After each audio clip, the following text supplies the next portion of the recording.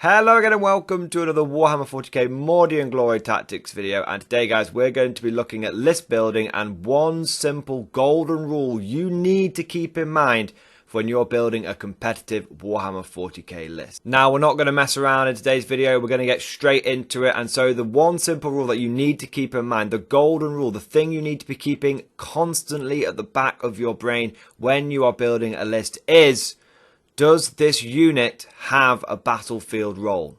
What is the point of me putting this unit into my list? You need to be keeping that in your brain the whole time that you are building your list. And if at any point you cannot answer that question, then that unit should not be going into your army. So one of the biggest mistakes that I see people making when it comes to list building is going, oh, I just chucked it in.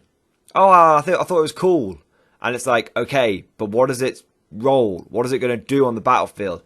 And they haven't even considered it yet. And maybe they'll be able to come up with a reason afterwards, like, well, of course I'm going to take a tank commander. It's going to provide me with fire support. It's going to be able to, blast my enemies off the table. And I'm going to be like, okay, good. You've now thought of a reason for putting that unit into your army. You've justified it. But what about that Hellhound? What about that unit of Ogrin? Why have you taken them? Oh, well, I always take them. It's like, okay, but have they ever done anything good for you? Well, no, they always die like shit, but I always take them. It's like, okay, well, why are you taking them then? Get rid of them. We're not talking about building a list for fun here, guys. This might seem a little bit boring and maybe a little bit cutthroat and a little bit aggressive, but the point I'm trying to make with this video is, like, if you're building a competitive list, you need to have that competitive mindset. Do you think some of the top players in the world, people from Glasshammer Game, people from Art of War, do you think these people are going into their list building and going, oh, well, I'm going to include that because I think it's cool? No.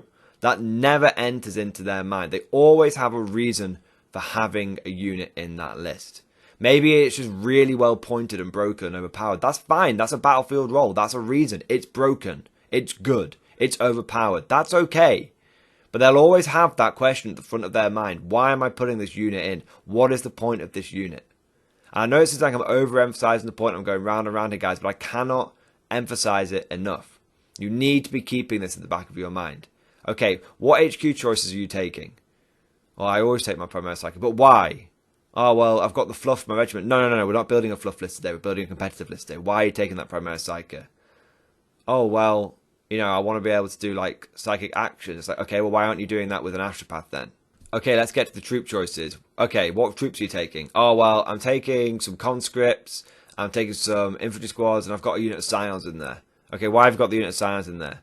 Oh, well, I'm going to take them for R&D. Okay, good. Keep them in there.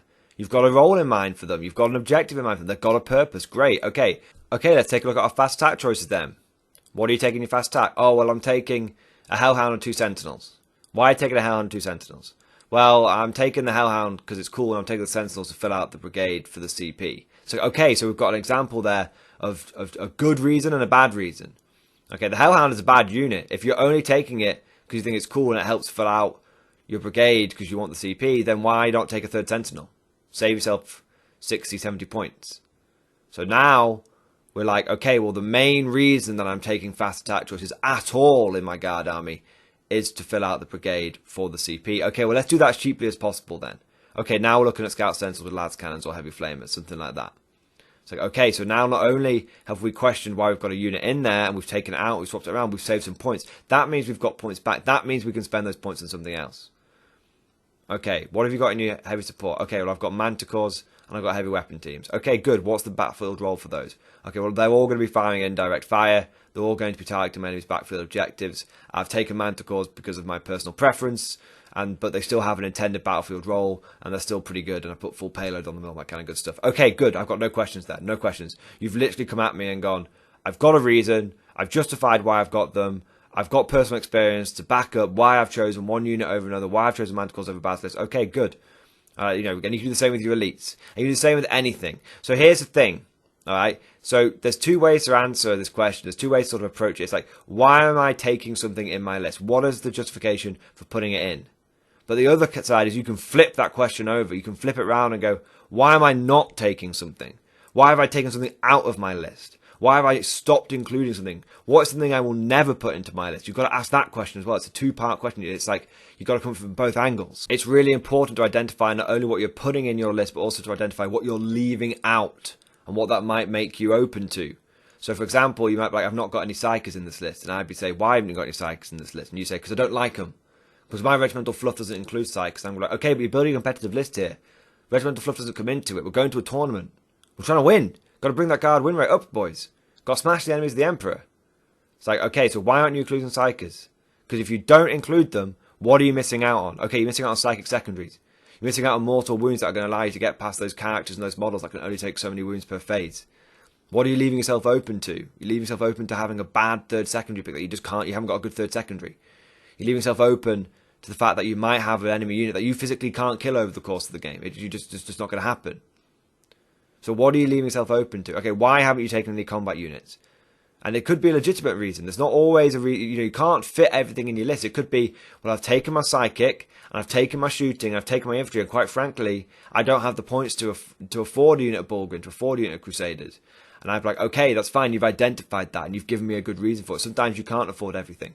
But what have you done to try and plug that hole in your list? You're like, well, I've got the psychers, I can psychic into combat, and that means that I can clear enemy units off my tanks in the psychic phase, which should free them up in the shooting phase. And that's why I've got psychic and haven't got combat.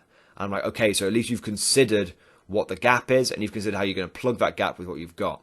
Or you might flip on its head, and I go, why haven't you got psychers? And you go, well, I've got more combat. I'm like, why have you got more combat? It's like, because I'm going to be pushing into the middle of the board. Why have you taken Bulgarian? Bulgarian aren't that great. Bulgarian are great in my list because I've built a whole cannon wall, I've built a Bulgarian wall, I've got infantry behind them. And yeah, maybe I'm taking less than 100 infantry, but I've got other stuff up front which is going to absorb the damage for me. And so that's why I've taken this particular thing. Okay, not the way I would necessarily do it, but I don't know all the answers. You know, we all have personal preference, we all have personal play style. And if you come to me and go, look, this might be a bit left of field, but I have genuinely thought about why I'm including every single unit.